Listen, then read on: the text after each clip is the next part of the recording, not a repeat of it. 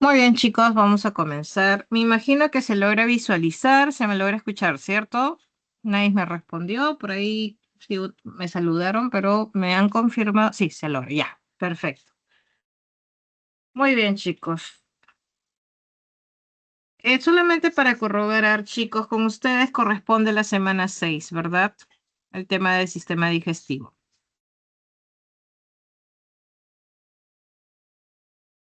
Con ustedes hicimos el miércoles el tema de nutrición, ¿verdad? Ajá, ya, perfecto. Ya, listo, ahora sí. Muy bien, chicos. Entonces, esta semana vamos a hablar del tema del sistema digestivo. Muy bien. Eh, un poco uniendo la información aprendida el día miércoles con respecto a la nutrición. Recuerda que la nutrición abarca todo mecanismo en el cual el ser vivo capta, ¿no?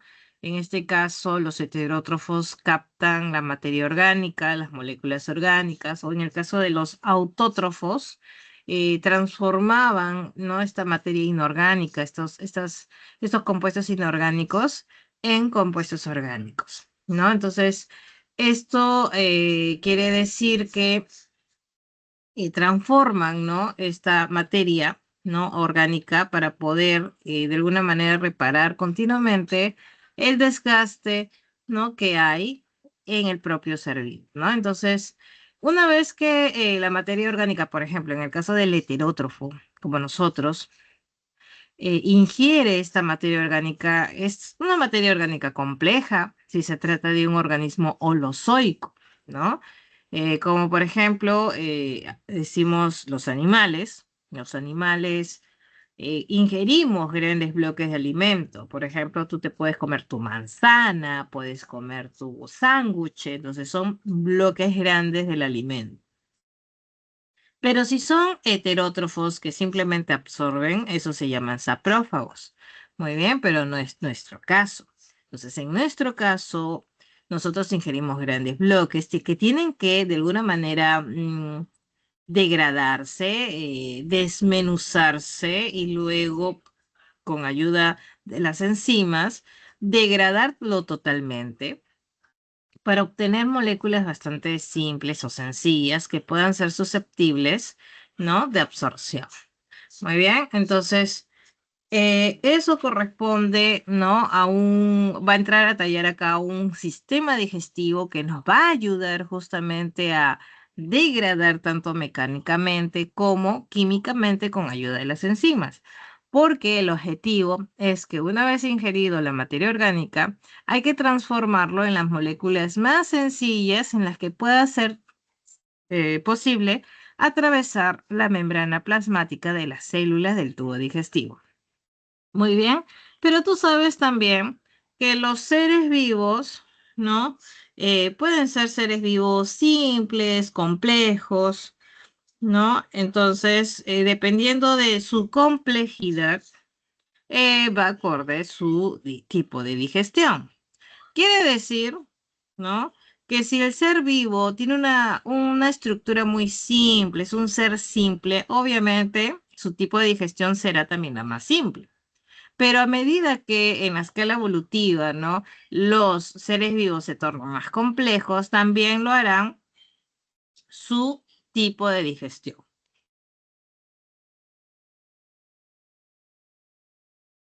Muy bien, entonces vamos a ver una clasificación del sistema digestivo dependiendo a dos criterios, ¿no?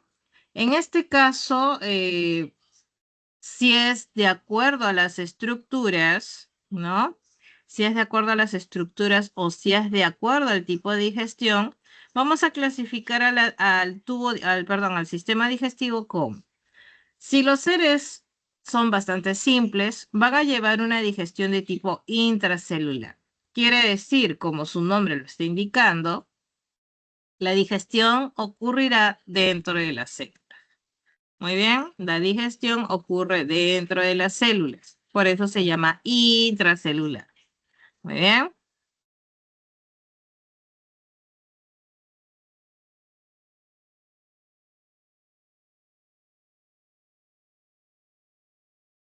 Y si se trata de un organismo más complejo, va a realizar, ¿no?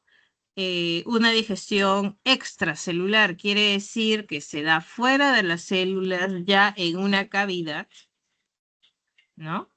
Y eso es característico ya de un ser vivo, un animalito tal vez más complejo. Muy bien. Y finalmente existen organismos que realizan ambos tipos de digestión, tanto dentro como en una cavidad. Entonces, este tipo de digestión se le conoce también como una digestión mixta. ¿Ya? Una digestión mixta. Listo. Entonces, este tipo de clasificación, ¿no? Como digestión intracelular, digestión mixta, esto es extra y intracelular, y la digestión extracelular, esto es bajo un criterio de clasificación llamado de acuerdo al tipo de digestión. Muy bien. Pero si fuese de acuerdo a las estructuras, ¿no?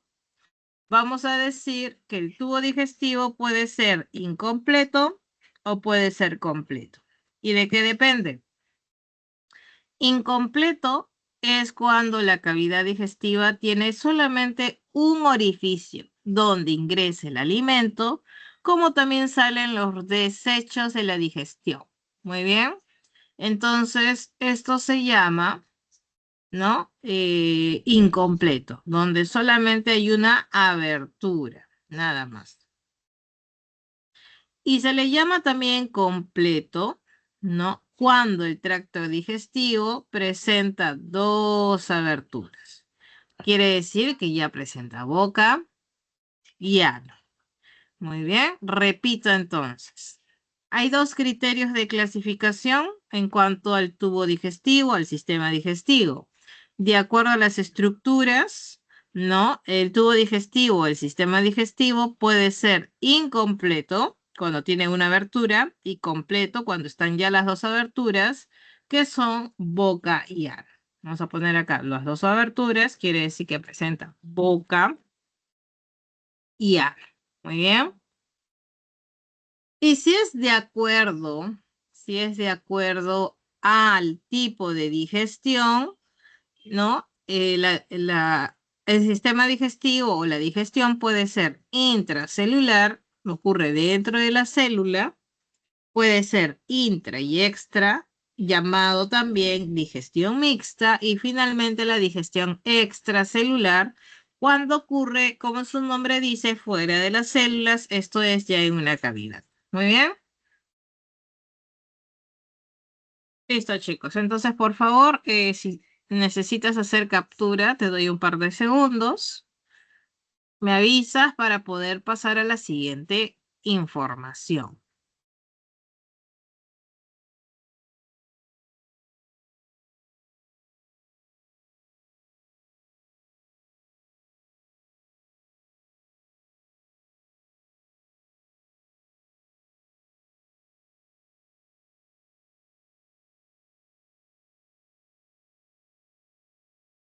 Muy bien, vamos a pasar al siguiente punto, ¿no? Y vamos a hablar un poquito acerca de la digestión intracelular. Muy bien, vamos a hablar de cada uno, cada tipo de digestión. A ver, me voy a ayudar ahorita. Voy a salir de aquí. Voy a ayudar de acá de esta imagen que tengo por acá.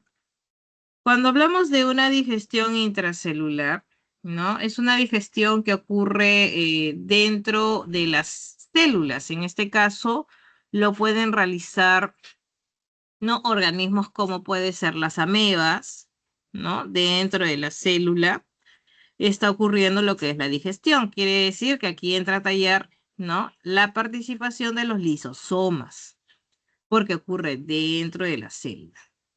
O en el caso de los poríferos, que son animales pero muy sencillos, son tan sencillos que carecen de tejidos, ¿no? Entonces sus células, ¿no? Todavía no están conectadas, por decirlo así, no están organizadas, trabajan de manera independiente, por decirlo así, ¿no? Todavía no hay una organización tisular, pero sí podemos reconocer células llamados cuanocitos, como lo estamos viendo aquí en esta parte que te estoy señalando.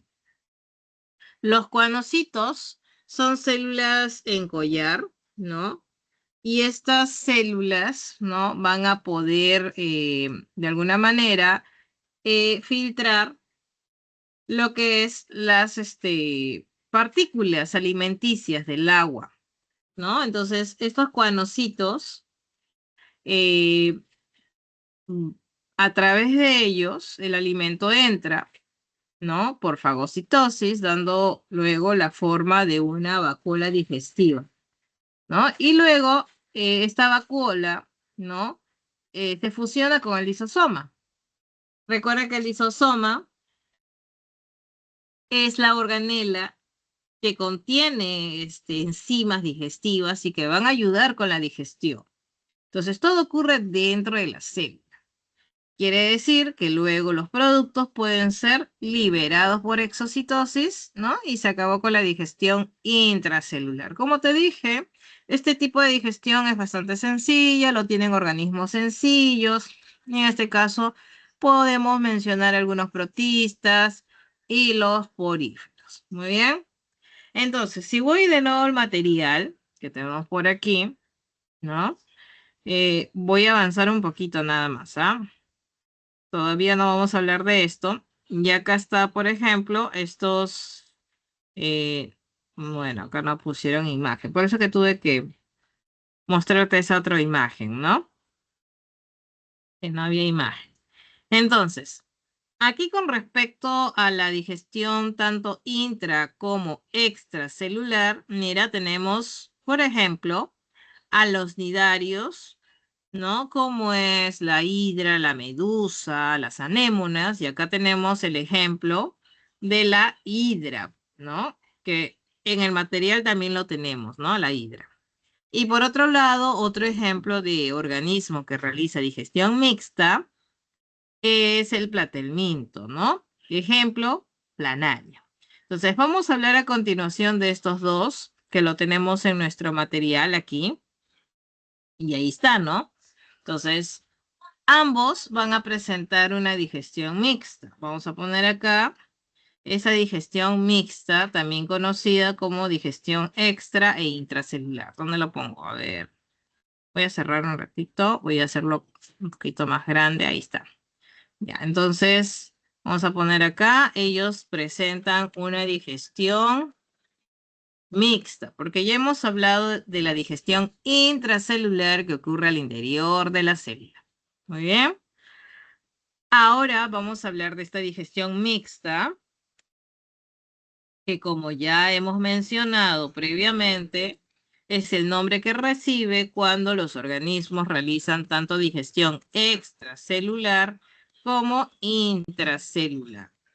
Entonces, ¿cómo se dan en estos organismos? Por ejemplo, en los nidarios, donde tenemos a las hidras, tenemos a las medusas y las anémonas. Muy bien. Son ejemplos de nidarios. Acá tenemos a la hidra. La hidra, como ves, tiene solamente un orificio, ¿no?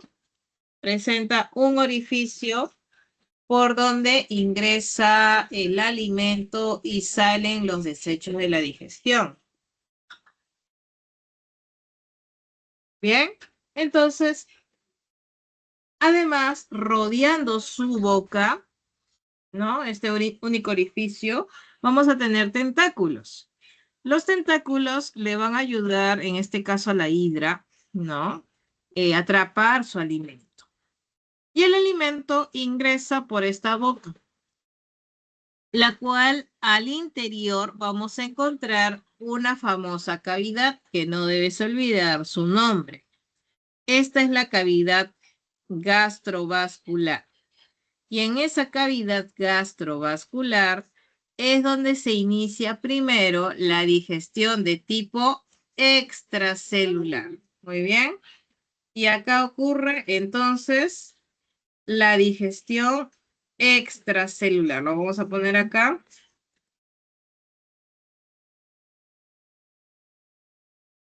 Vamos a hacerlo más chiquito. Si no, no alcanza. Entonces aquí vamos a poner en la cavidad gastrovascular ocurre la digestión de tipo extracelular. ¿Y qué significa que sea extracelular? Nuevamente, la digestión ocurre fuera de las células. Quiere decir que va a ocurrir en una cavidad. Muy bien.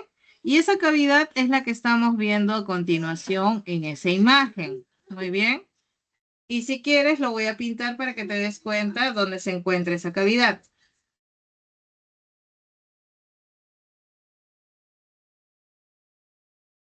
Acá te lo estoy pintando, ¿no? Esa es la cavidad. Y como te das cuenta, esa cavidad está revestida por un tejido llamado gastrodermis. Y son las células de la gastrodermis que van a liberar ciertas sustancias que van a permitir que ocurra aquí en esta cavidad la digestión extracelular. El alimento parcialmente digerido luego van a ser captados por las células de esta cavidad y va a continuar luego se continúa la digestión intracelular. Muy bien. Entonces aquí, con las células que tapizan, muy bien, la cavidad, se realiza la digestión intracelular.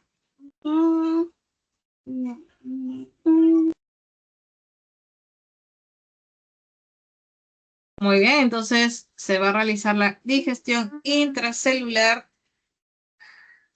como segundo paso.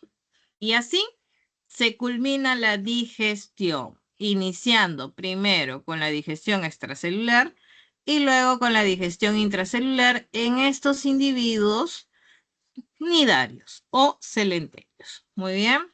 Entonces, ¿qué pasa con los platelmintos? Y vamos a hablar de uno especialmente. ¿Cuál es ese uno? La planaria, ¿no? Como estamos viendo aquí, la planaria es un gusano plano de vida libre. ¿Qué significa que sea de vida libre? Significa, ¿no? Que es un platelminto que no es parásito.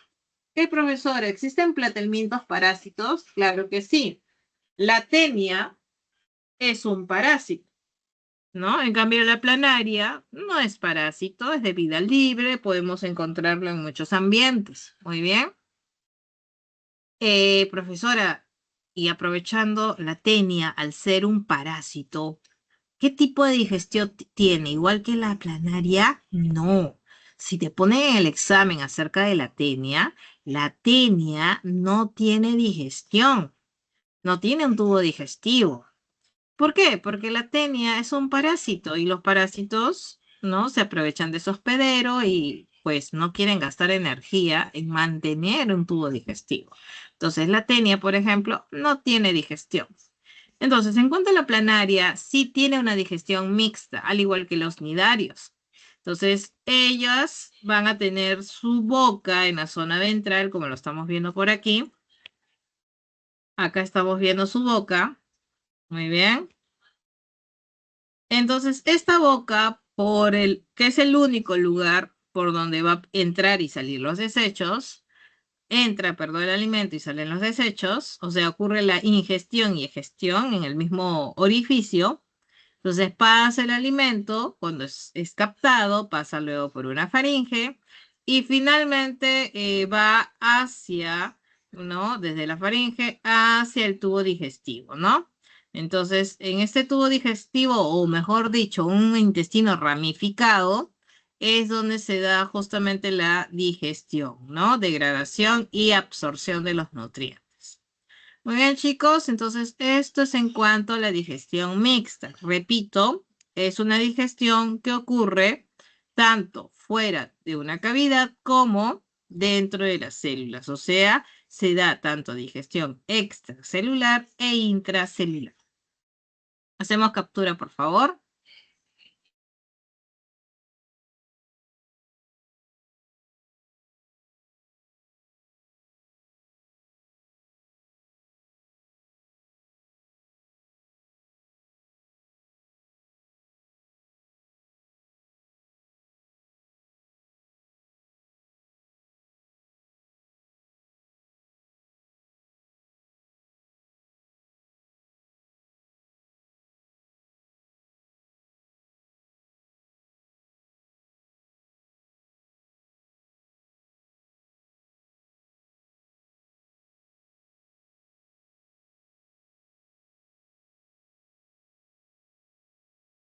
Y cuando hablamos de una digestión extracelular, vamos a ver ya en organismos más complejos, ellos ya van a presentar su digestión en el tubo digestivo. Vamos a ver acá en el caso de la lombriz de tierra, vamos a hablar un poquito también de otros organismos como los insectos, en los equinodermos, en las serpientes y en las aves, ¿no?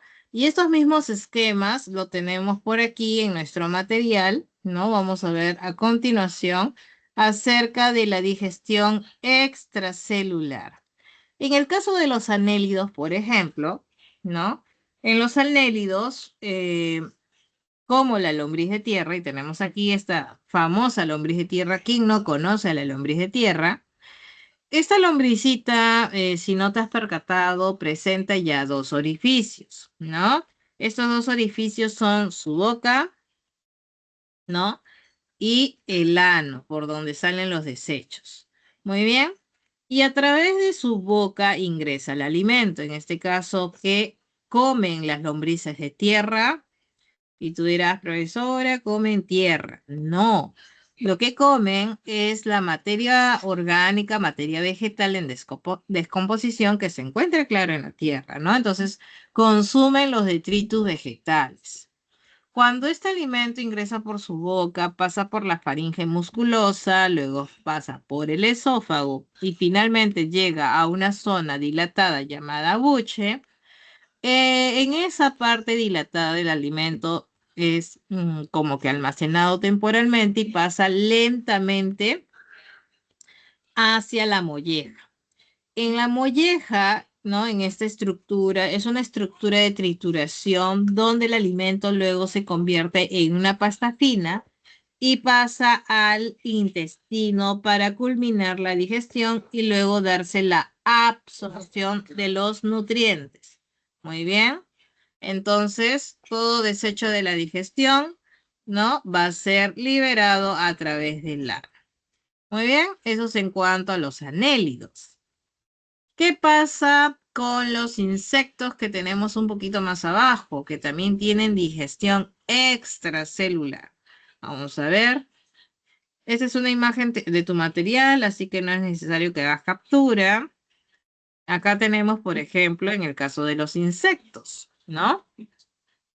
Entonces, los insectos, a ver, vamos a sacar esto de acá.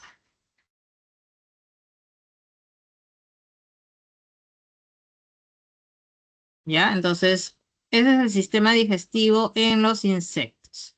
Muy bien, en los insectos vamos a notar también una zona de boca, haciendo, disculpen, mención que la zona bucal o el aparato bucal de los insectos pueden modificarse dependiendo del tipo de alimentación. Porque hay insectos, como sabrás, que pueden ser picadores, hay otros que son chupadores, otros que son lamedores. Entonces, el aparato bucal se ve modificado acorde al tipo de alimentación. ¿Ya? Eso para que tengas presente. Pero por esa misma boca, ese aparato bucal va a ingresar el alimento. Alimento que luego va a salir a través del ano, por lo que van a tener dos orificios, un orificio de entrada y otro de salida. Un sistema digestivo completo. Bueno, luego el alimento ingresa, pasa por la faringe, pasa luego por el esófago, ¿no? Llega a la zona dilatada llamada buche, muy bien, y luego pasa por el proventrículo, muy bien. Entonces, luego pasa, todo esto es el tubo digestivo anterior del insecto, muy bien, pero luego pasa al tubo digestivo medio, muy bien. Entonces voy a colorearlo, dame un minuto.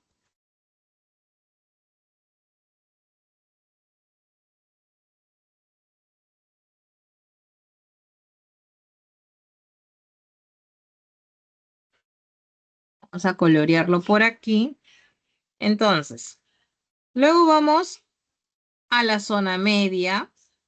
Muy bien, a la zona media del tubo digestivo, también conocido como el intestino medio o mesodeo. Y luego viene la zona posterior, ¿no? Llamada el intestino posterior o también conocida como el proctodeo. Muy bien, entonces podemos decir que el tubo digestivo en los insectos puede ser dividido en tres grandes regiones, anterior, media y posterior. Muy bien, entonces tanto en el estomodeo, que es el otro nombre que recibe el tubo digestivo anterior, incluye boca, esófago, buche, molleja. Muy bien.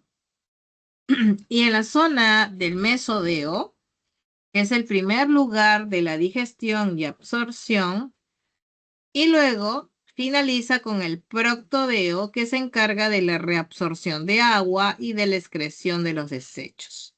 Como estamos viendo, ¿no? En la imagen, ese tubo digestivo dividido en tres zonas. Muy bien. Si deseas, aprovecha y haz captura de esto que te he brindado. Muy bien. ¿Tenemos alguna consulta, chicos, hasta aquí, verdad?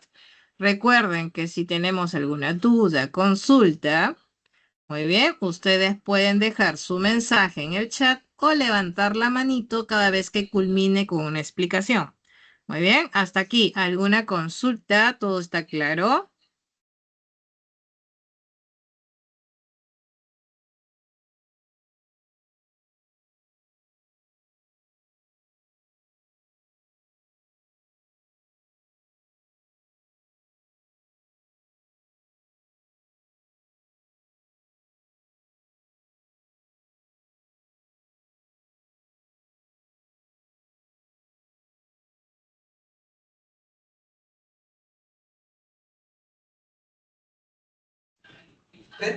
En el caso de los reptiles, ¿quién no ha visto un reptil alguna vez, no? Al menos en programas de televisión, ¿no?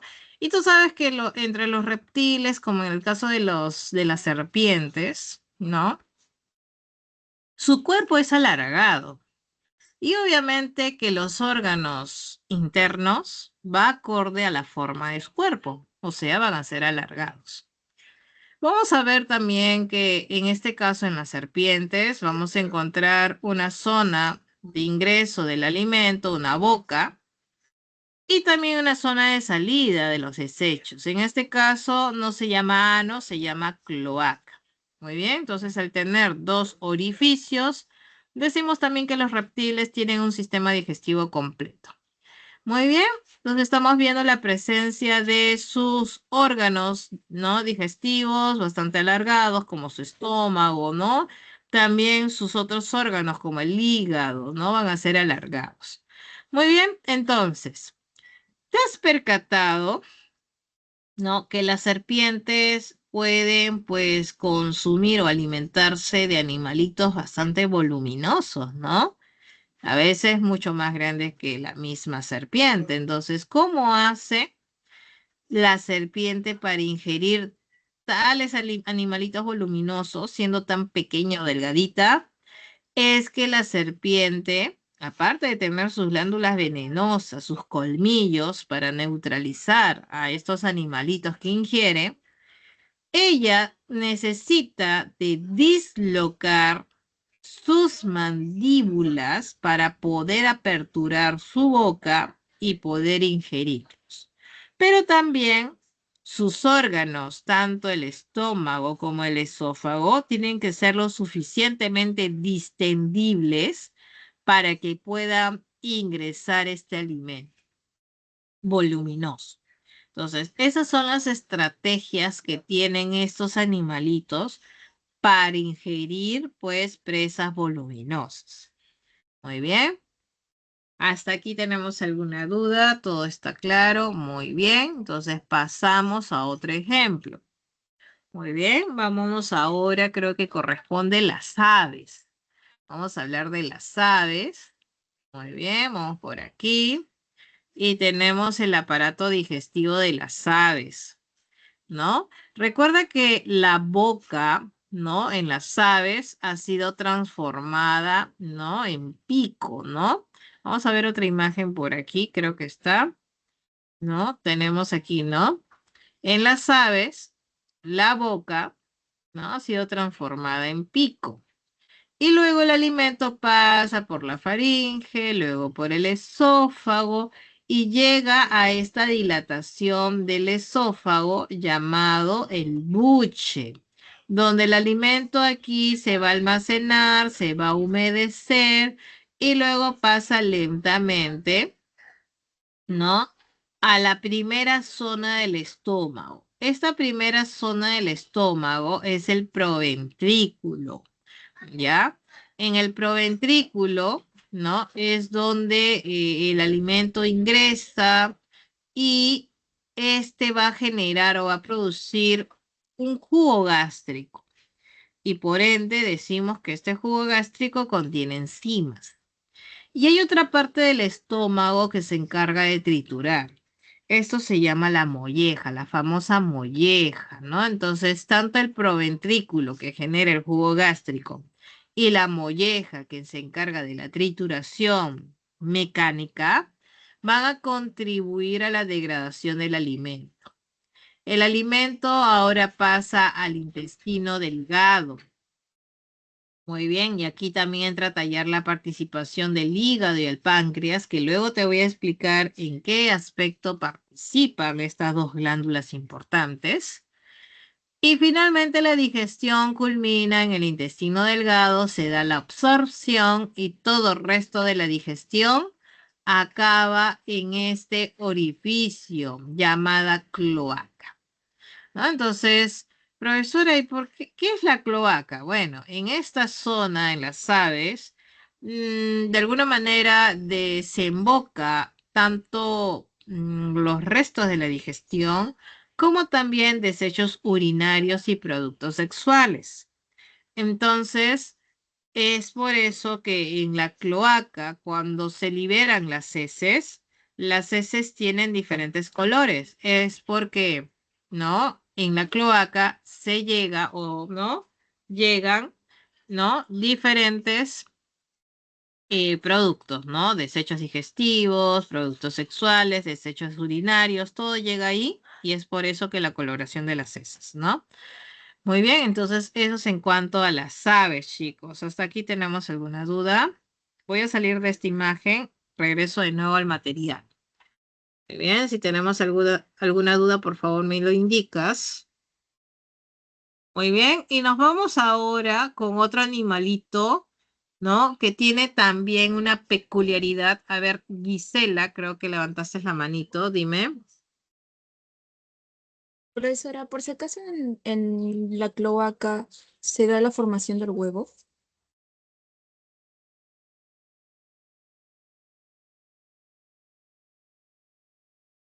La formación del huevo, me dices, ¿no? En este Sí. caso de las aves. Ujú.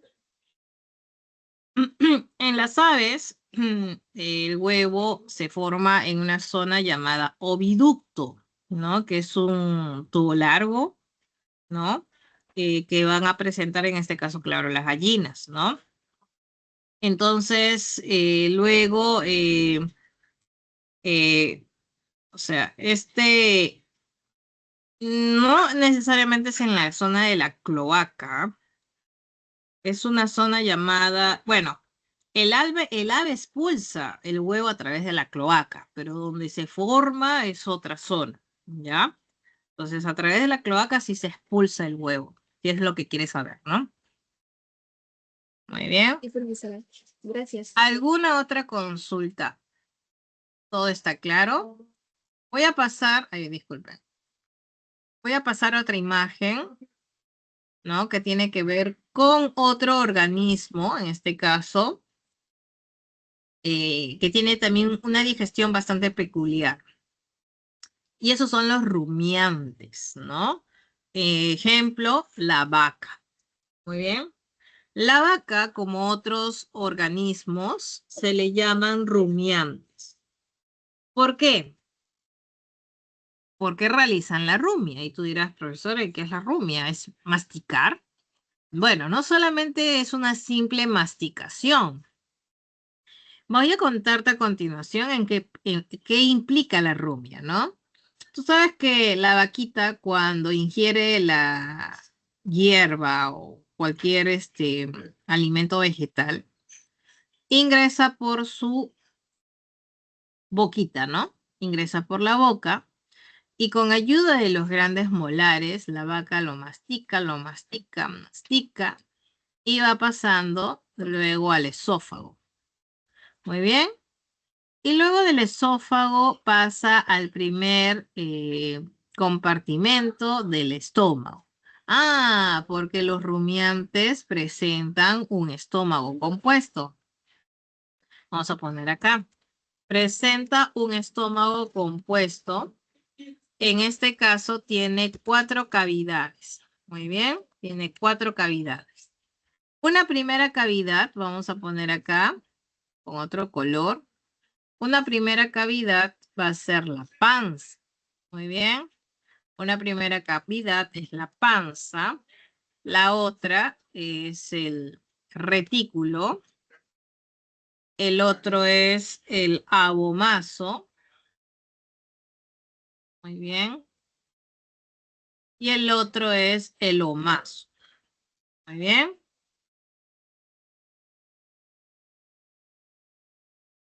Entonces, estas son las 4 cavidades del estómago compuesto.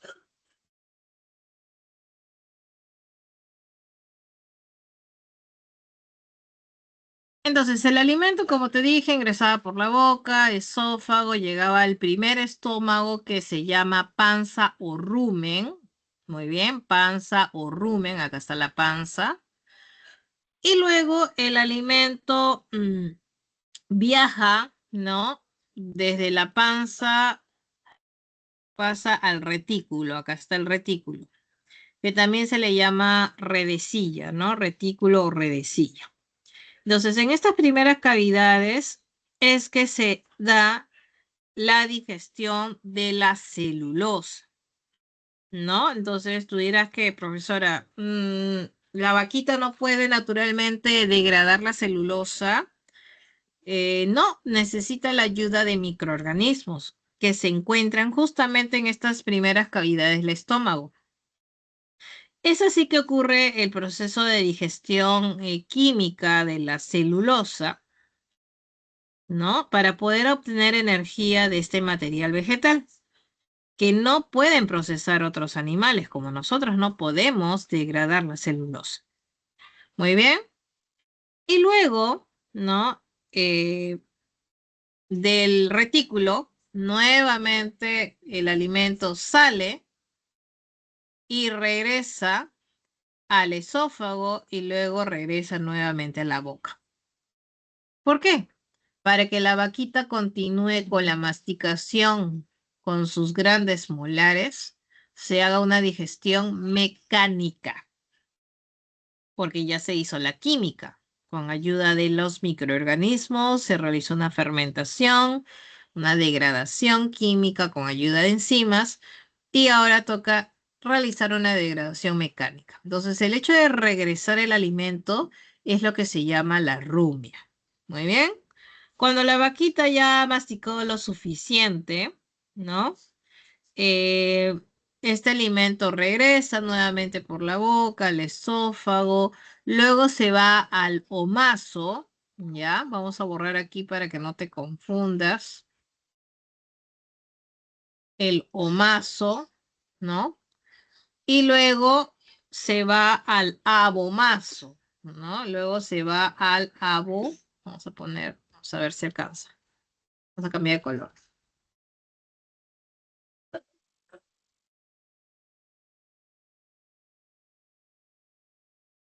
Abomaso. Vamos a cambiar de color acá. El abomaso. Abomaso. Muy bien. Entonces, repito, panza o rumen, retículo o redecilla, omaso o libro, abomaso o cuajar.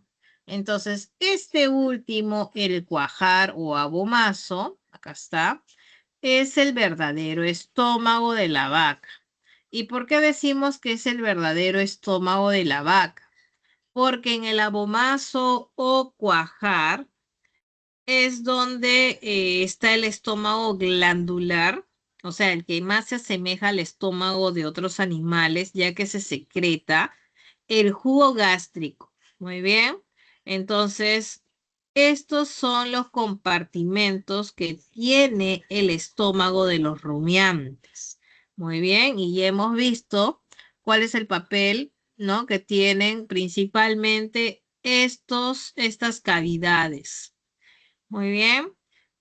Entonces, repito, el rumen es el compartimento más grande, como lo estamos viendo en esta parte de aquí. Acá está el rumen. La panza o rumen es el compartimento más grande, se encarga de la fermentación del alimento gracias a los microorganismos que contiene. El retículo que está por aquí, ¿no? Que es un poco por acá, ¿no? Acá está. Se comunica con el rumen y ayuda a movilizar las partículas del alimento, ¿no? Y contribuye también con la degradación de la celulosa porque se encuentran microorganismos. En el omaso o libro, que está allí justamente, se encarga de la reabsorción de agua, minerales del alimento. Y finalmente el abomaso, que es el estómago glandular, ¿no? Ya que se asemeja más al estómago de otros animales, ya que secreta jugo gástrico, ¿no? Es el verdadero estómago. Muy bien, entonces luego cuando el alimento pasó por el abomazo, se dirige ahora hacia el intestino delgado. Muy bien. Recuerda que en el intestino delgado se culmina con la digestión y comienza con la absorción. Y luego ya en el siguiente componente se da justamente la liberación de los desechos a través del intestino, ¿no? Del intestino grande que ellos van a presentar. Muy bien, entonces eso es en cuanto a los rumiantes, ¿no? Esta particularidad en ellos de tener un estómago compuesto. Muy bien, chicos, disculpen, hacemos captura, por favor. Cualquier consulta o duda, me la hacen llegar.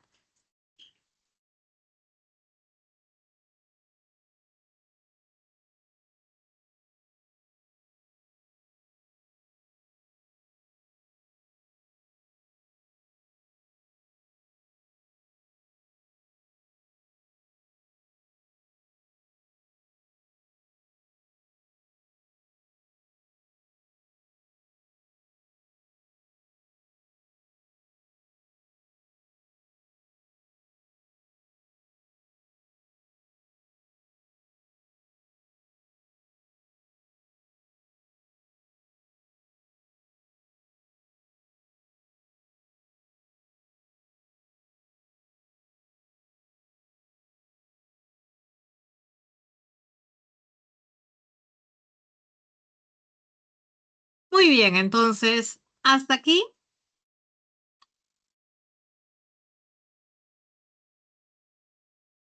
hemos revisado lo correspondiente a ejemplos de organismos que realizan digestión intracelular, digestión mixta y digestión extracelular. Hemos hablado, por ejemplo, en este último, hemos hablado de la lombriz de tierra, de los insectos, de las aves, de los reptiles y de los rumiantes, ¿no? Ahora corresponde hablar de otro organismo que también tiene digestión extracelular, que es el humano. Antes es preciso tener claro algunos conceptos. ¿A qué se refiere con ingestión, digestión, absorción y reabsorción? Muy bien. Recuerda que el alimento, ¿no? El alimento se obtiene por ingestión, ¿no? A través de la boca, ¿no? Este proceso de ingestión se da a nivel de la boca. Y en la boca ocurre lo que es la masticación, que es un tipo de digestión mecánica.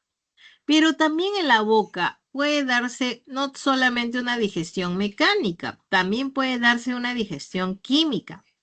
Pero esta digestión química es gracias ya de enzimas. Entonces, ocurriendo la digestión, ¿no? Porque la digestión implica transformación. Muy bien. Entonces, esta digestión química en humanos, ¿no? Se inicia en la boca y continúa en el estómago y en los intestinos. La digestión comienza en la boca, continúa en el estómago y acaba en el intestino. Este proceso de digestión o transformación del alimento. Una vez que se termina la digestión, pasamos a la absorción. Quiere decir que cuando ya se terminó de digerir en lo más pequeño posible, estas moléculas sencillas, como son, por ejemplo, monosacáridos, que es la unidad más simple de un carbohidrato, el ácido graso, que es la unidad más simple de un lípido, como el glicerol también, los aminoácidos, es la unidad más simple de las proteínas. Las bases nitrogenadas, los grupos fosfatos son componentes de los nucleótidos. Entonces, es lo más que se puede dividir un nucleótido. Entonces, cuando ya se ha dividido en lo más mínimo o degradado en lo más mínimo, recién a nivel del intestino delgado va a ocurrir la absorción, ¿no? De estas sustancias nutritivas. Y a nivel del intestino grueso ocurre la absorción, pero de agua, electrolitos y vitaminas, que luego te voy a contar. Muy bien, sobre las vitaminas. Y todo el resto de la digestión va a salir a través de un proceso llamado egestión. Muy bien, eso es lo que quería contarte un poco acerca de esta relación entre la ingestión, la digestión, la absorción, ¿no? Y claro, la reabsorción de darse paso. Muy bien, entonces vámonos a la parte del sistema digestivo humano. Esto tú lo tienes en tu material, chicos. Si tenemos alguna duda o consulta, recuerda que tenemos el chat o puedes levantar la manito. ¿Ya?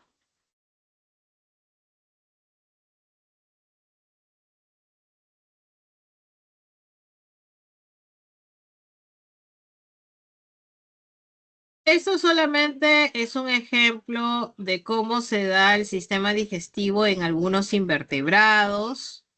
Muy bien. Acá, por ejemplo, algo que puedes tomar en cuenta en los equinodermos, como la estrella y el erizo, en la zona de la boca, solo en los erizos, existe lo que se llama la linterna de Aristóteles, que es una estructura que le permite triturar su alimento, ¿ya? Entonces, es algo que no te he mencionado, pero puedes considerarlo, ¿no? Lo demás ya lo hemos visto acerca de los insectos, ¿no? Y también hablamos de la lombriz, ¿no? De todos estos, ¿no? Muy bien. Entonces aquí, como te digo, no es vertebrados, es invertebrados. Insecto es un invertebrado. El reptil ya es un vertebrado, igual que el ave también es un vertebrado, los peces también, los mamíferos, en el caso de los rumiantes, también. Entonces, esto es un resumen del sistema digestivo humano. Muy bien. Recuerda que el proceso de ingestión es gracias a la boca. Muy bien. Ingresa el alimento, el proceso de digestión se da tanto en la boca, estómago e intestino. Muy bien. Y luego la absorción se da en los últimos segmentos del intestino y todo el resto de la digestión va a circular a través del intestino grueso para darse la liberación a través del ano. Muy bien.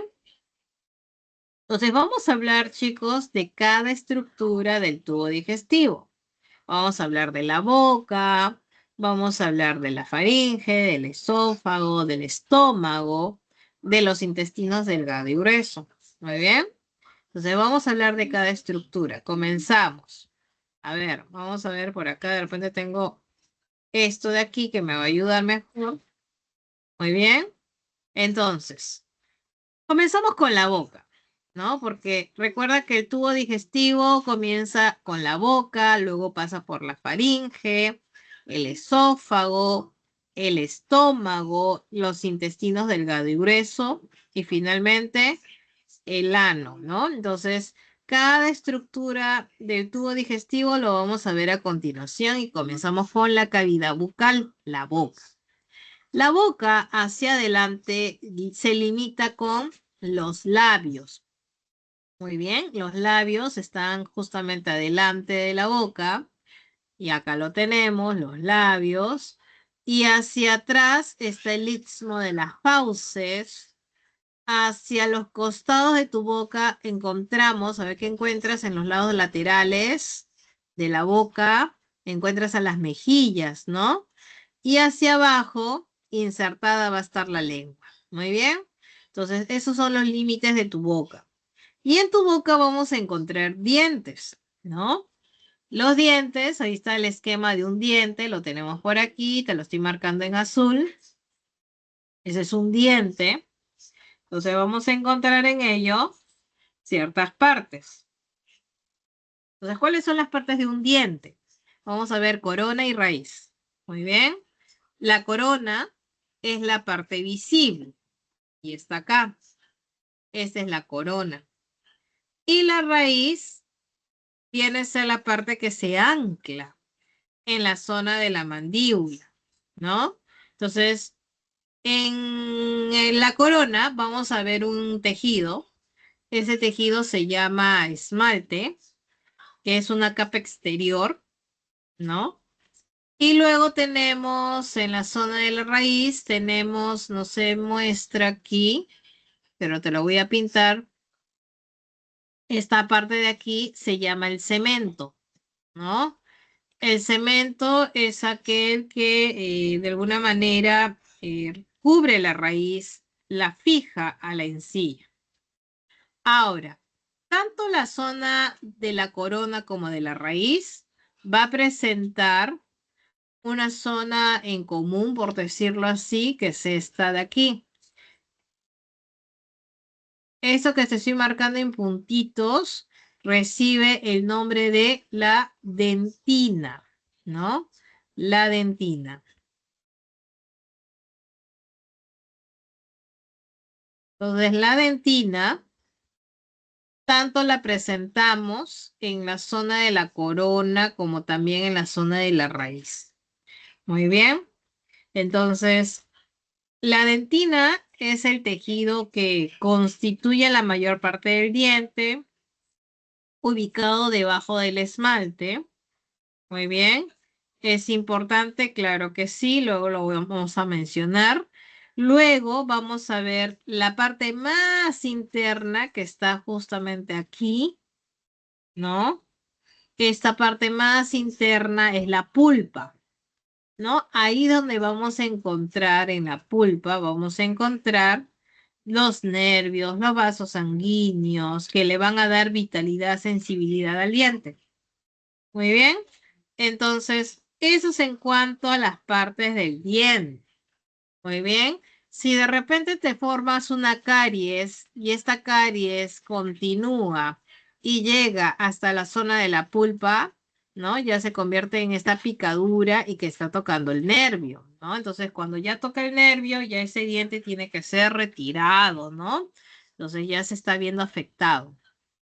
Ahora, hay diferentes tipos de dientes en nuestra, ¿no? En nuestra dentadura tenemos el incisivo, tenemos el canino, tenemos el premolar y el molar. Entonces, vamos a ver a continuación, si no me equivoco, en nuestro material tenemos la fórmula, ¿no? Entonces, vamos a pasar por aquí. Y ahí está la cavidad oral, que ya te expliqué. Esa es la estructura del diente que también te mencioné, ¿no? La parte visible, la corona, la parte interna, la raíz, ¿no? La dentina que está tanto en la corona como en la raíz, la parte interna llamada pulpa. Acá está el cemento que te decía que era que se encontraba en la zona de la raíz que fijaba el diente a la encía. Muy bien. Entonces,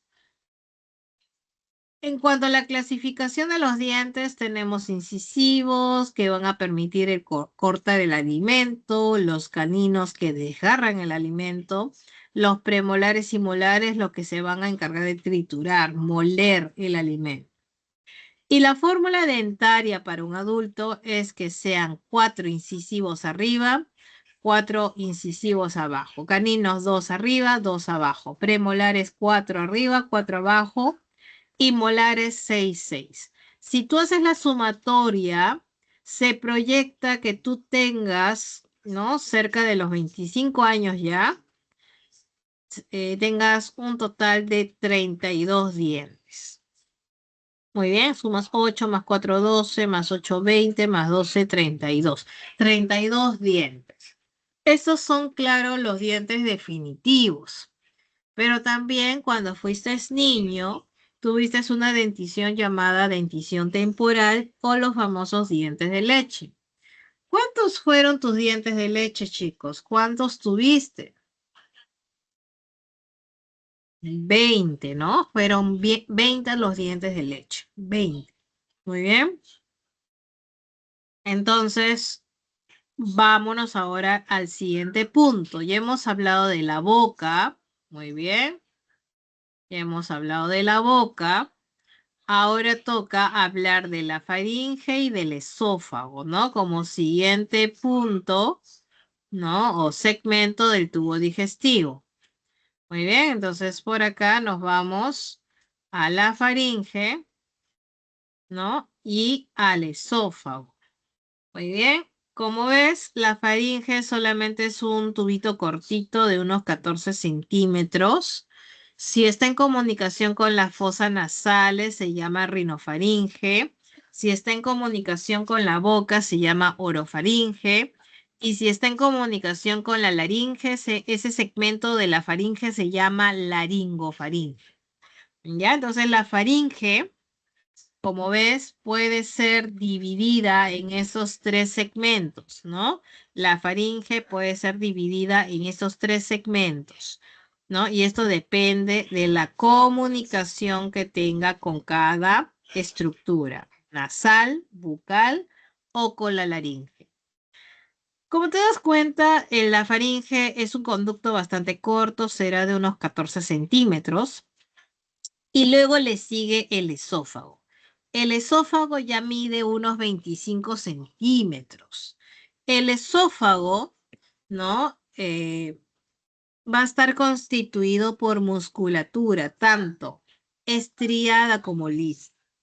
Entonces, ¿por qué crees que ya el esófago cuenta con musculatura lisa? Porque a partir del esófago, chicos, comienza unas contracciones que permiten que el bolo alimenticio, el alimento, ¿no? Formado a nivel de la boca, ese bolo, pase, ¿no? Se mueva gracias a esas contracciones y se dirijan al estómago. Entonces, ¿cómo se llama estos movimientos que aseguran la degradación tanto mecánica a nivel del esófago, estómago e intestino delgado y grueso?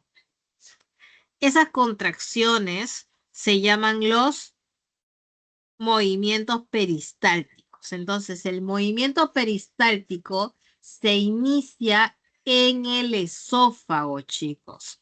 Se inicia en el esófago y tenemos por acá justamente los movimientos a nivel del esófago. Pasa el bolo alimenticio por deglución y se da una contracción, ¿no? De las paredes musculares de esta estructura. Muy bien, entonces una vez que pasa esta estructura de 25 centímetros gracias a estos movimientos, el bolo alimenticio llega finalmente al estómago. El estómago ya presenta 4 capas, a diferencia de la faringe y del esófago que tenía 3 capas, que era capa serosa muscular, ¿no? Capa serosa, déjame ver acá cuáles eran las 3 capas, por acá lo decía. A ver, ahí está. La capa muscular, disculpen, la capa muscular, acá está. Disculpen, chicos, se me fue el mouse. Ya. Entonces, te decía que la faringe y el esófago tenían solamente capa mucosa, muscular y serosa, nada más. Pero en el estómago ya vamos a ver a partir de esta estructura una cuarta capa.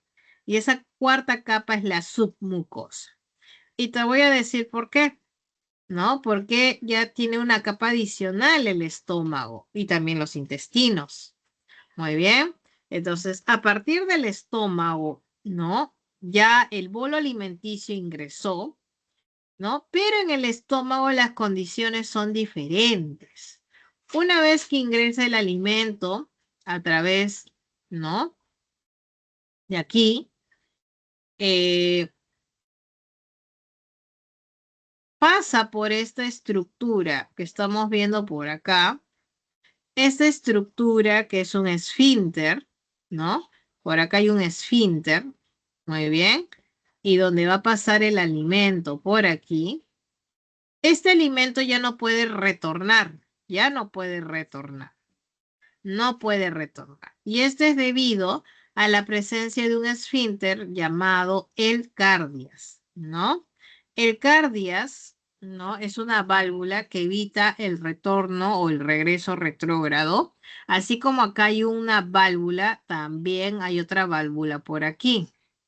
Acá también hay otra válvula que evita que el alimento o ya la, sí, el alimento retorne desde el intestino hacia el estómago. No, no hay retorno. Muy bien, entonces esta válvula se conoce como el píloro.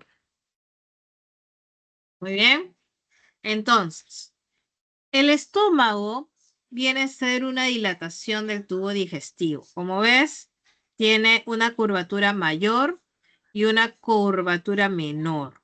Profesora, ¿y por qué el estómago es así? Tiene una curvatura, es bastante dilatado. Obviamente esta disposición permite que el alimento sea almacenado.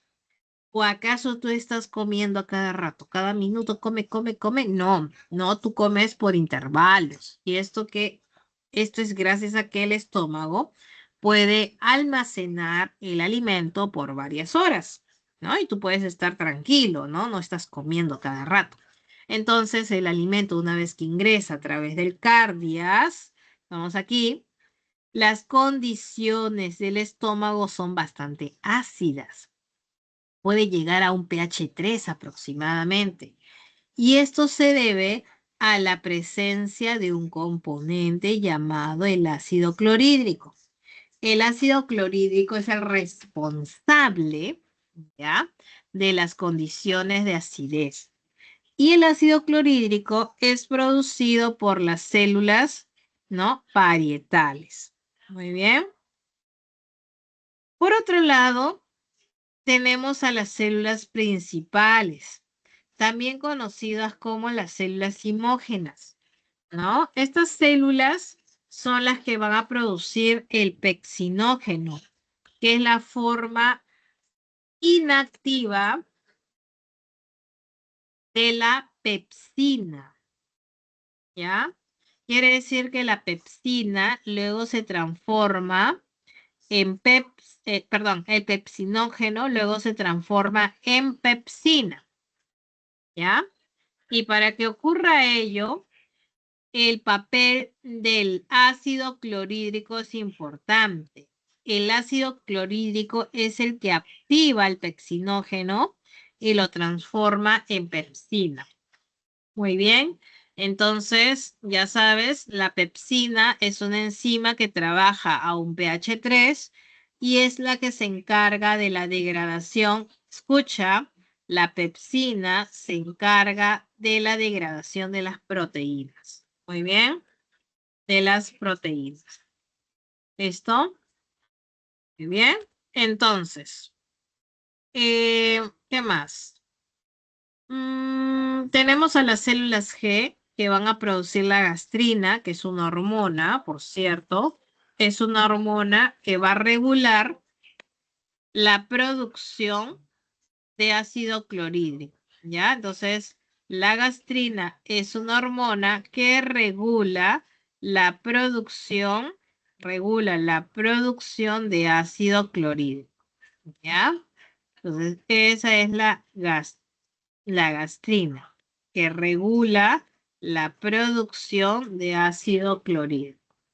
Muy bien, luego tenemos las células mucosas, secretan moco, obviamente para recubrir al estómago y protegerlo de estas condiciones ácidas. Muy bien, ¿qué más? A ver, las células parietales también son conocidas como oxínticas, ¿ya? Y las células parietales también son responsables de producir algo que se llama el factor intrínseco, ¿no? Este factor intrínseco, ¿no? Se tiene que unir intrínseco, en este caso de Castle.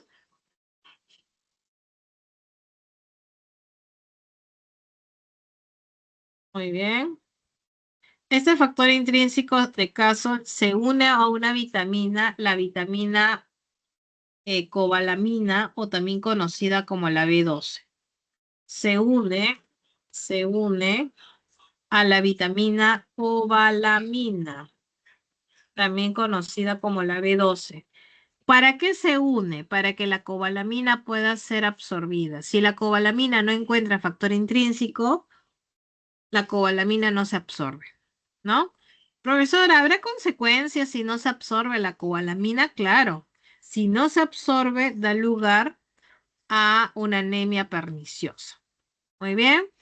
Entonces, recuerda que cuando hablamos de la digestión química, estamos hablando de enzimas. Entonces, la pepsina es una enzima que inicia la degradación de las proteínas en el estómago. Por cierto, no te mencioné en la boca. En la boca se iniciaba también una degradación química. Ahorita te lo muestro, ya me había olvidado de la boca acerca de la degradación química. Muy bien, entonces, para terminar con respecto al estómago, en el estómago, las condiciones ácidas contribuyen a que el pepsinógeno se transforme en pepsina e inicie la degradación de las proteínas. Inicie degradación de las proteínas, ¿no? Y como te dije, el estómago tiene 4 capas, ¿no? ¿Cuáles son estas 4 capas? La capa serosa, la capa submucosa, la capa submucosa y la capa serosa. No te olvides, ¿ya? Para que puedas hacer captura, ya presenta 4 capas, a diferencia del esófago que tenía 3. Muy bien, chicos, entonces ya sabemos por qué tiene una curvatura para almacenar. Recuerda que a nivel del estómago hay una digestión química gracias a estas sustancias que te acabo de mostrar, pero también la digestión mecánica, recuerda que es gracias a los movimientos peristálticos, ¿ya? Gracias a los movimientos peristálticos. Bien. Listo, chicos. Ahora sí, aprovechas captura de pantalla, por favor. Si tienes alguna duda, levantamos la manito o escribimos en el chat.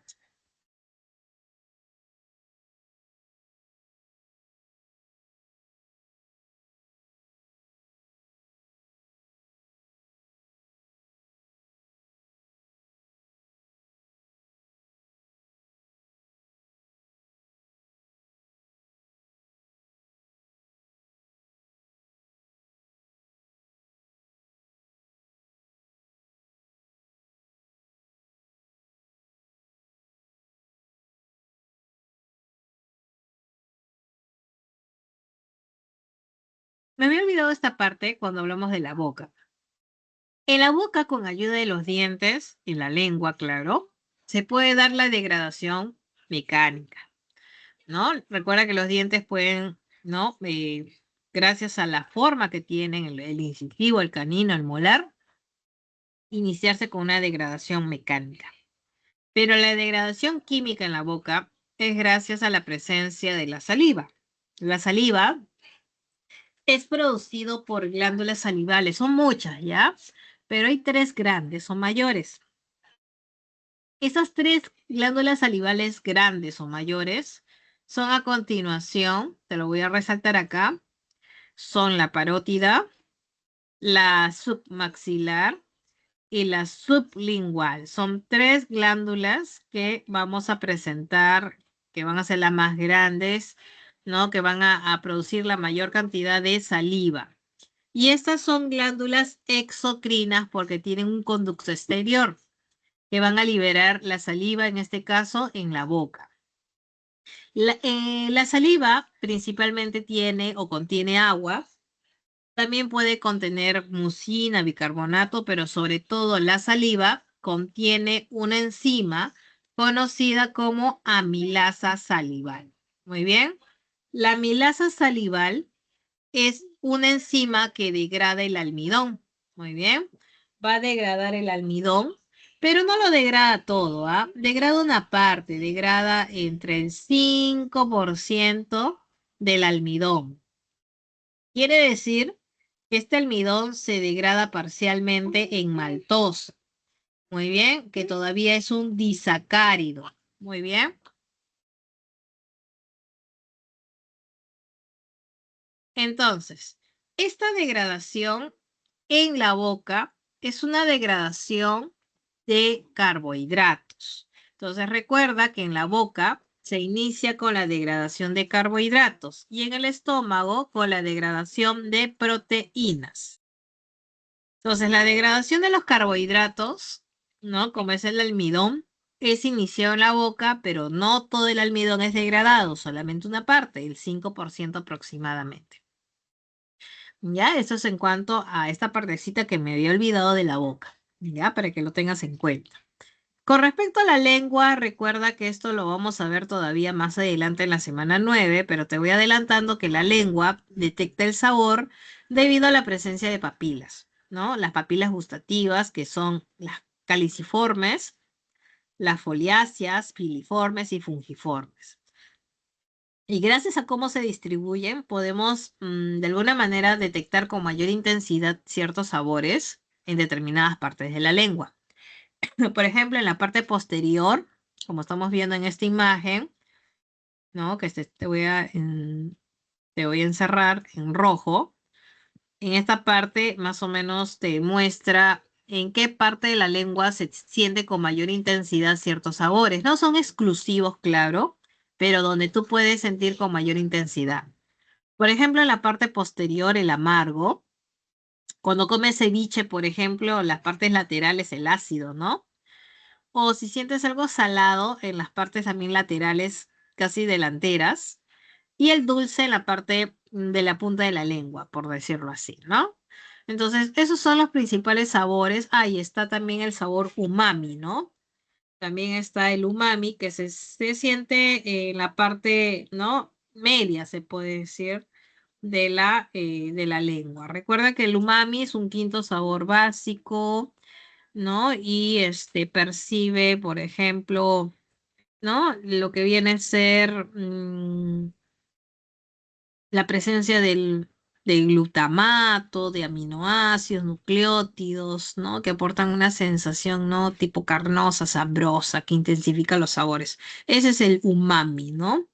Entonces, ¿no? Es la sensación sabrosa, profunda, que equilibra y enriquece a los otros sabores. Eso es lo que quiere decir este quinto sabor, ¿no? Muy bien, chicos. Entonces, esta partecita tenía que haberla agregado, ¿no? En la zona de la boca. Muy bien, hacemos captura si deseas y paso a la siguiente. Entonces, hablamos de la boca, ya hablamos de la faringe, hablamos del esófago, hablamos del estómago. Ahora corresponde hablar del siguiente componente, ¿no? Ya hablamos del estómago y en el estómago se ha formado lo que es el quimo. Ya no es bolo alimenticio, es quimo, pero la consistencia del quimo todavía es gruesa, necesita degradarse todavía, no se ha culminado la digestión. Pero aparte de gruesa, es ácida. Y este quimo ácido va a pasar ahora al intestino delgado. Muy bien.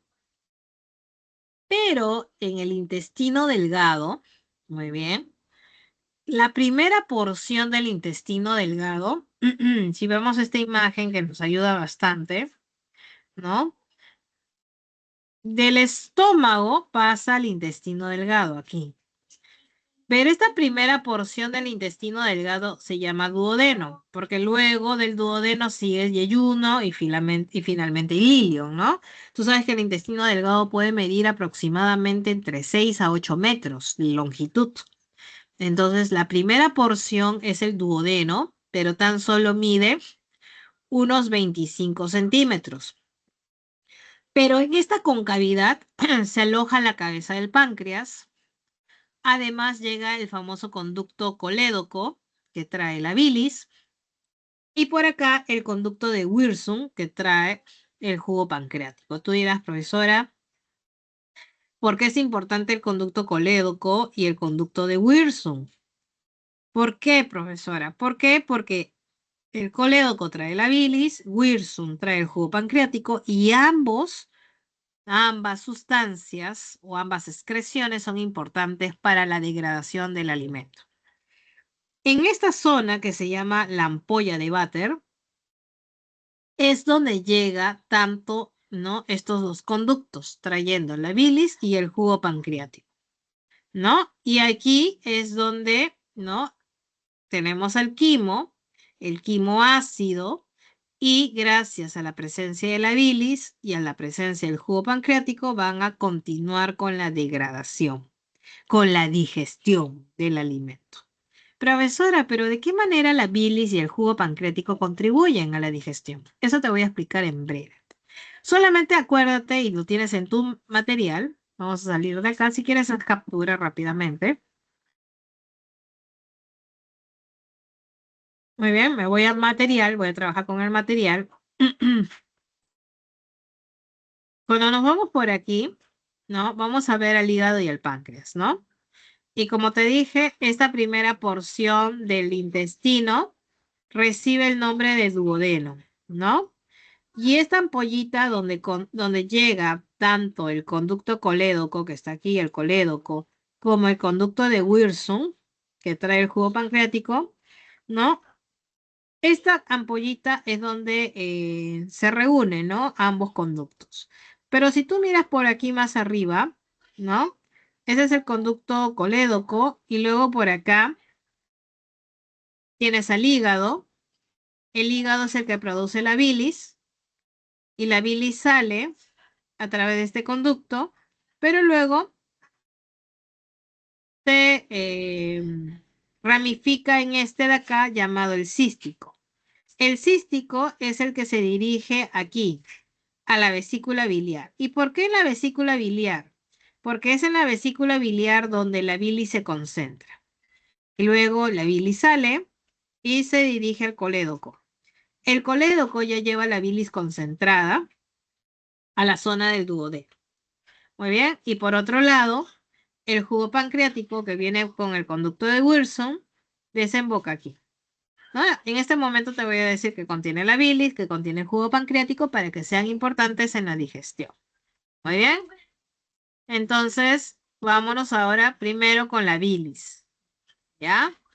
La bilis, recuerda, es producida, vamos a poner acá para que no te confundas. ¿Ya? La bilis, vamos a poner acá. Vamos, entonces, aquí. La bilis es producida por el hígado y se concentra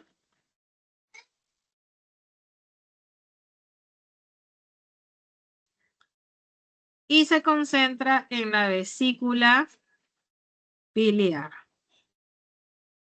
Muy bien. Entonces, esa es la bilis, aquella producida por el hígado y se concentra en la vesícula biliar. La bilis contiene agua, contiene, a ver, vamos a poner acá, contiene agua, contiene sales biliares y contiene los pigmentos, que son la bilirrubina, la famosa bilirrubina y la biliverdina, ¿ya? Entonces, gracias a la presencia de estas sales biliares en la bilis, estas sales biliares son importantes.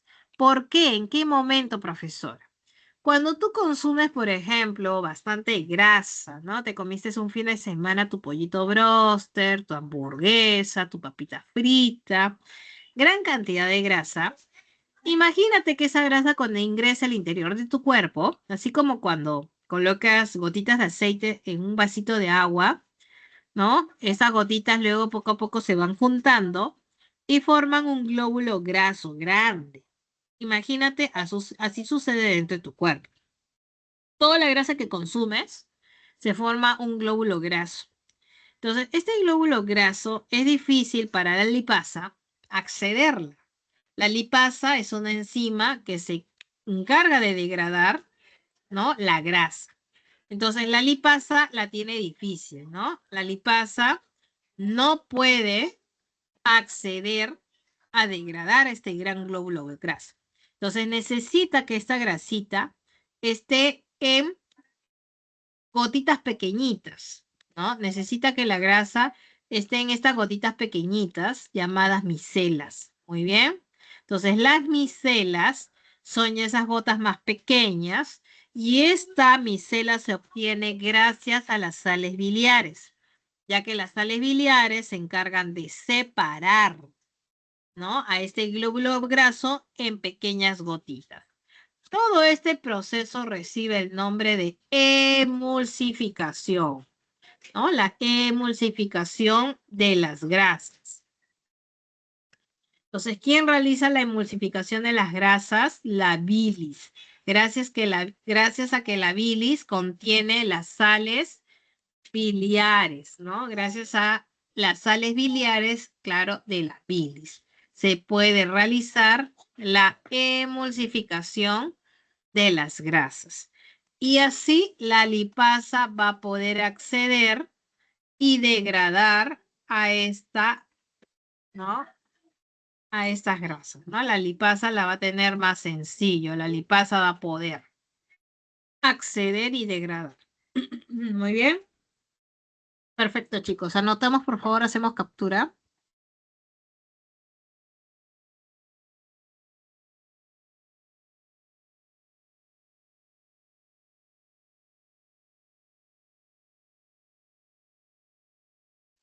Muy bien, continuamos entonces. Vámonos ahora.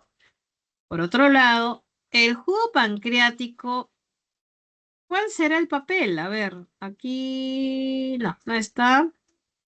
Me voy con otra imagen entonces. A ver, aquí. Me voy con esta imagen. Entonces, ya hemos visto hace un momento que a la ampolla de váter llegan los conductos colédoco, llegan al conducto colédoco que lleva la bilis, pero también hay otro conducto, el conducto de Wilson, que está por acá. Acá está Wilson. Ese es el conducto de Wilson.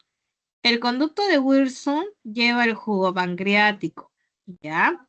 Lo lleva aquí a esta ampollita que ya te dije que se llama la ampolla de váter, ¿ya? Entonces, todo desemboca, tanto la bilis como el jugo pancreático, desemboca aquí en el duodeno, que es la primera porción del intestino delgado. Entonces, ya sabemos que la bilis, que lo produce el hígado y concentrado en la vesícula, va a contribuir con la emulsificación de las grasas. Pero, ¿qué pasa con el jugo pancreático? El jugo pancreático contiene, ¿sabes qué? Contiene bicarbonato. y contiene enzimas. Entonces, el bicarbonato es una sustancia que ayuda a neutralizar. Profesora, ¿y para qué? ¿Recuerdas cómo venía el quimo del estómago? Venía ácido, ¿no? Entonces, con ayuda de bicarbonato, este quimo ácido va a poder neutralizarse. Bicarbonato, ¿no? Entonces, con la presencia de este bicarbonato se puede neutralizar la acidez del quimo ácido. Y las enzimas digestivas del jugo pancreático van a contribuir, ¿no?, a la digestión. Entonces, ¿cuáles son las enzimas del jugo pancreático? A ver, vamos a encontrar entre las enzimas claves, vamos a encontrar, ¿no?, amilasas. Vamos a poner aquí amilasas. Vamos a encontrar también lipasas. Vamos a encontrar sobre todo proteasas, ¿no? El jugo pancreático va a tener estas enzimas claves y son a continuación, te voy a mencionar los ejemplos de proteasas, son la tripsina, la quimiotripsina y la carboxipeptidasa, ¿no? La carboxipeptidasa, ¿no? Esas son las enzimas claves, ¿no?, del jugo pancreático, ¿no? Entonces recuerda que la tripsina, la quimiotripsina descomponen las proteínas en péptidos más pequeños. La carboxipeptidasa es una proteasa que libera aminoácidos, ¿no?, del extremo carboxilo de los péptidos. Y finalmente tenemos también otra enzima, ¿no?, del jugo pancreático, son las nucleasas, ¿no?, que van a descomponer los ácidos nucleicos. Muy bien, entonces como te das cuenta, el jugo pancreático, ¿no?, contribuye con la digestión, ¿no? La bilis contribuye con la emulsificación de las grasas, o sea, son glándulas importantes para la digestión. A ver, chicos, hacemos captura, por favor. Si tenemos alguna duda o consulta, me avisan.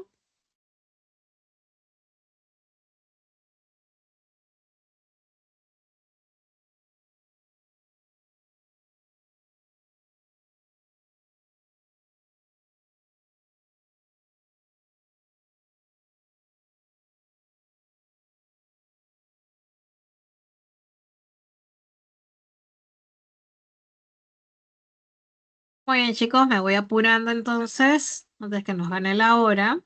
Vamos a nuestro material nuevamente. Entonces, ahorita te explico me voy a un cuadrito que está por aquí. Por aquí debe estar el cuadrito. Ese no, este de acá. Entonces, hemos visto que desde la boca, ¿no? En la boca, con ayuda de la saliva, vamos a poner más grandecito ya, boca. La saliva contiene amilasa y comienza o inicia la degradación del almidón en maltosa. En el estómago se continúa con la digestión gracias al jugo gástrico. La pepsina degrada o inicia la degradación de proteínas en polipéptidos. Luego el jugo pancreático, ¿no? Ya te expliqué que tenía amilasas, lipasas, muy bien. Y sobre todo tenía las proteasas llamadas tripsina, la carboxipeptidasas, que van a degradar, ¿no?, degradar las proteínas y los polipéptidos. Y las nucleasas que degradaban ácidos nucleicos. Pero como te das cuenta, el producto todavía no está terminado, o sea, no está digerido totalmente. Quiere decir que la maltosa todavía es un disacárido, todavía no es pequeño. Tenemos los polipéptidos, todavía hay que degradarlos. Los nucleótidos todavía se pueden degradar en bases nitrogenadas, grupo fosfato. Entonces todavía falta la digestión. Y es por esa razón,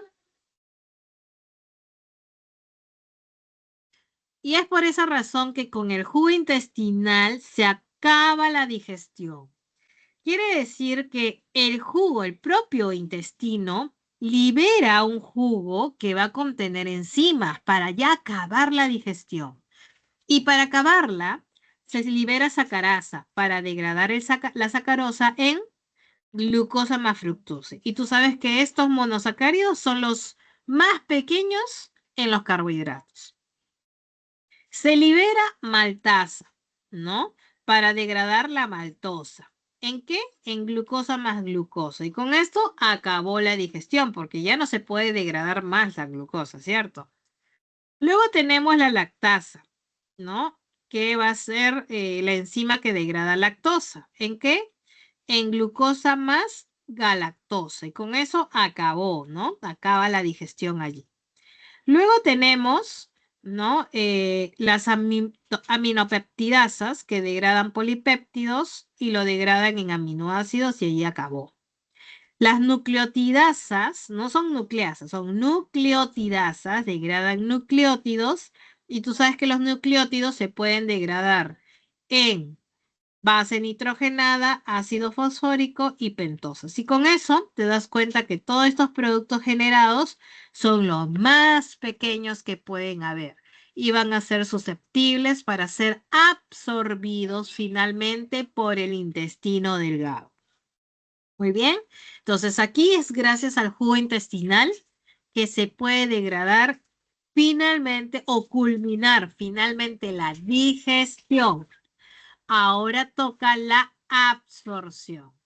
Muy bien, entonces esta información lo tienes en tu material, chicos. Si quieres, haz captura. Voy a cerrar en este momento y vamos con la parte de la absorción de los nutrientes. Y esto es gracias, ¿no? A que el intestino va a contener, ¿no? Las vellosidades. Mira, este es el intestino delgado, como te dije. El intestino delgado puede medir entre 6 a 8 metros y vamos a reconocer que en el intestino delgado hay 3 zonas. El duodeno ya te lo presenté. Es una estructura bastante cortita, cóncava, de unos 25 centímetros. Ahí donde desemboca la ampolla de váter, ¿no? Y luego el siguiente segmento del intestino delgado es el yeyuno y luego el ilio. Entonces, es en estos últimos segmentos donde vamos a encontrar las vellosidades intestinales. Estas vellosidades son importantes porque aumentan la superficie de absorción a nivel del intestino.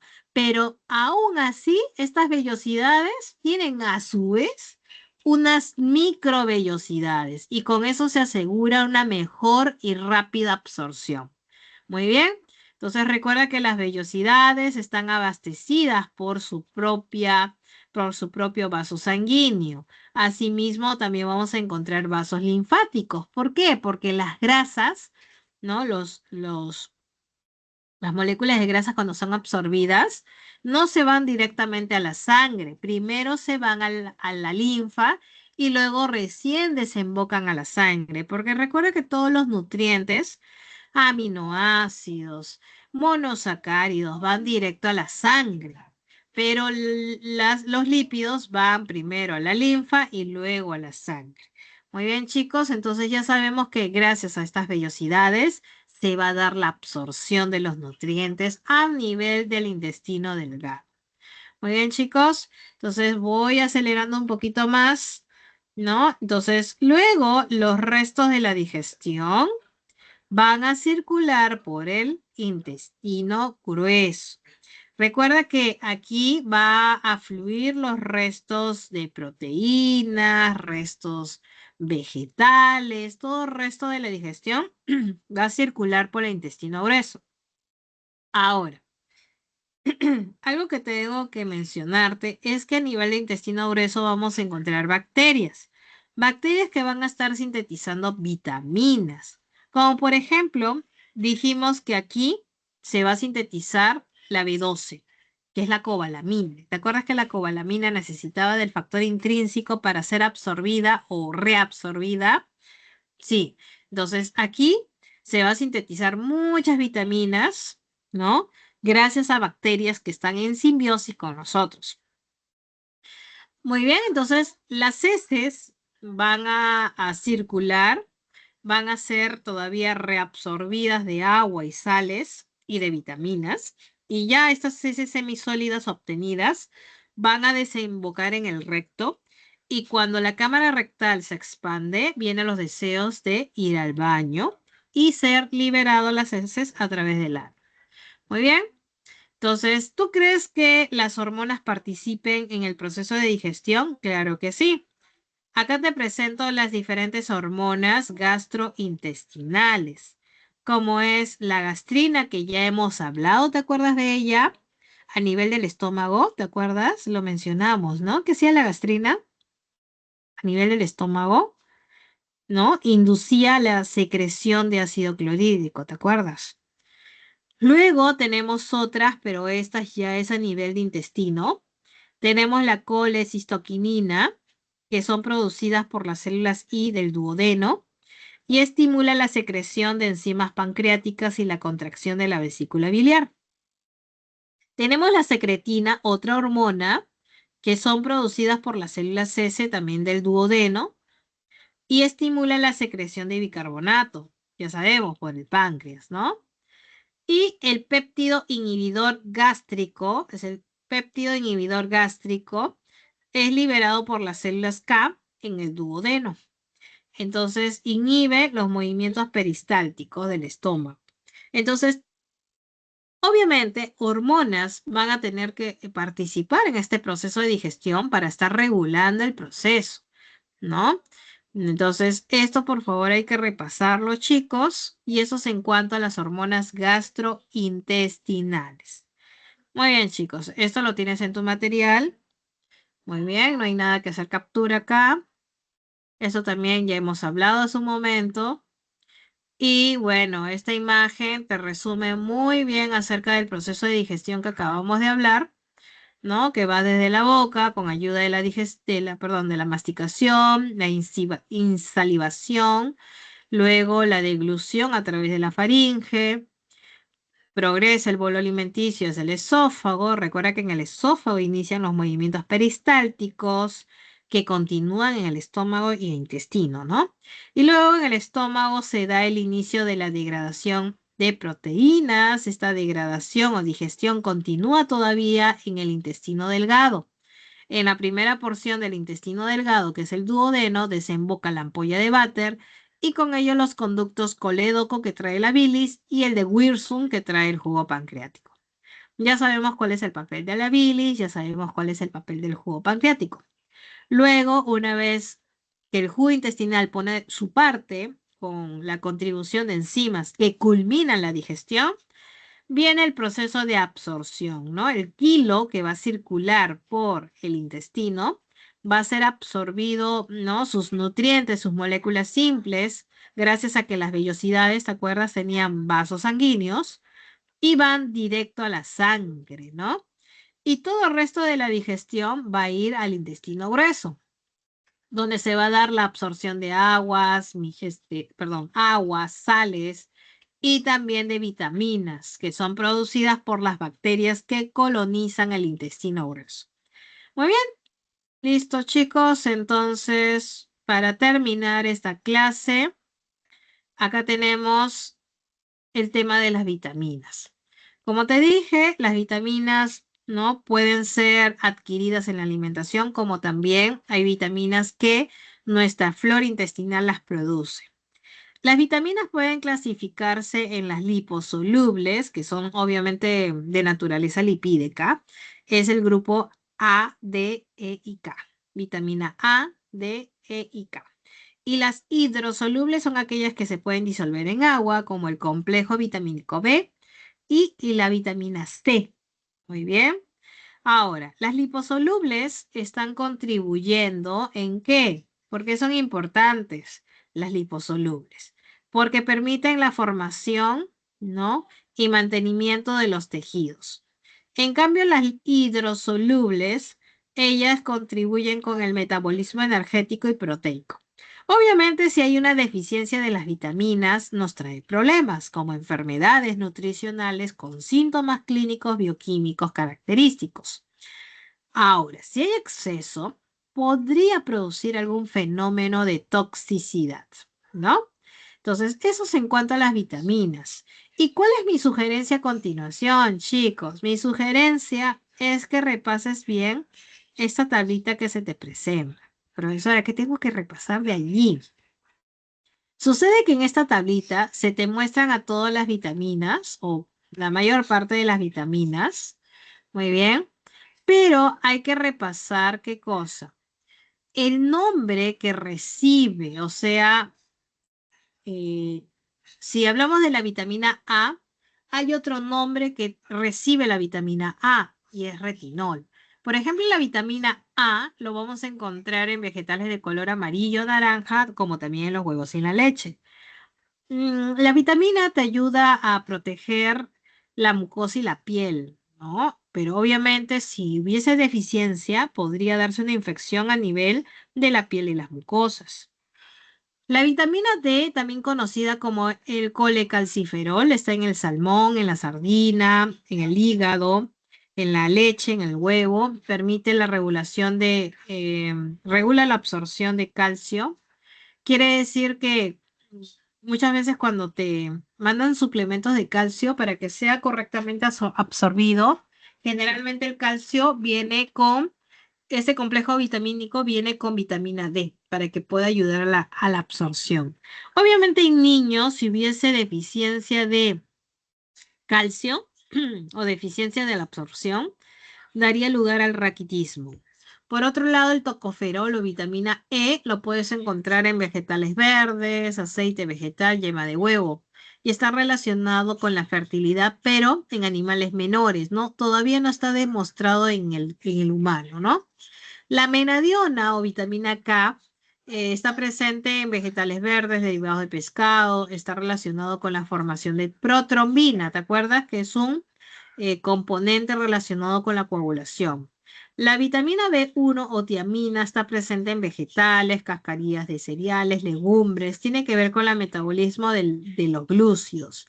La vitamina B2, la riboflavina, presente en casi todos los alimentos, sobre todo aquellos de color amarillo, y forma parte del FAT, ¿no? Aquel, ¿te acuerdas que participa en la cadena respiratoria? La vitamina preventiva del pelagra está en la leche, carne, alimentos fermentados por levaduras y forma parte del NAT y del NADP, ¿te acuerdas? Que lo vimos la semana pasada. La cobalamina la hemos mencionado casi al inicio de la clase, ¿no? Sintetizada o producida por bacterias del intestino y necesita del factor intrínseco de calcio para ser absorbida. La biotina está presente también en los vegetales y también es producido por bacterias intestinales. Y la vitamina C, ¿no? Bastante conocida por estar en la mandarina, en la naranja, en los cítricos en general, en las hortalizas y en la leche de vaca. Permite la síntesis de colágeno. Obviamente, si no consumes adecuadamente vitamina C, te daría el escorbuto, ¿no? Entonces, este cuadrito, chicos, hay que repasarlo. Dado el tiempo, que ya me queda corto, ya tenemos que acabar en 2 minutos. No me da chance de explicártelo cada uno, pero es simplemente un repaso que tienes que hacer de la acción y el déficit que podría tener o conllevar, ¿no? A un bajo consumo de estas vitaminas. La sugerencia que te dije es que te aprendas el segundo nombre, no solamente vitamina A, D, E, K, no, también el segundo nombre. Apréndetelo, ¿ya? Puede ser pregunta de examen. Ok, chicos, voy a salir de acá un ratito. A ver, ¿qué sigue? Ah, vienen los ejercicios de clase. Como me queda 1 minuto, te voy a dictar las claves, chicos, ¿ya? Vas a anotar. Anota. La primera pregunta, la clave está en la B de bueno. Muy bien, 1B. 2, la clave está en la A. 2, la clave está en la A. La pregunta 3. La 3, la clave está en la E de enano. 3, E de enano. La 4, la clave está en la B de bueno. 4, B de bueno. 5, D de dado. 5, D de dado. 6, la clave está en la B de bueno. 6, B de bueno.